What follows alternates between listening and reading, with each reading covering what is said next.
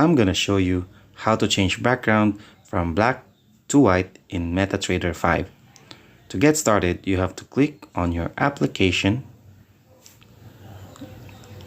and from there you will see that the background on the chart is white, so we will change that from black. And if you're using an Android like mine, you're going to see something like this, and click on the upper left corner here.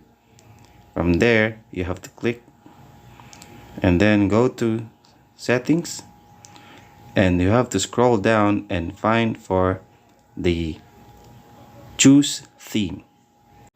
And after you click it, you have to select light or dark. So I'm going to choose dark. And after you click it, you have to press back and then to check if it's already in black. And that's it. That's how you change the background from white to black in MetaTrader 5.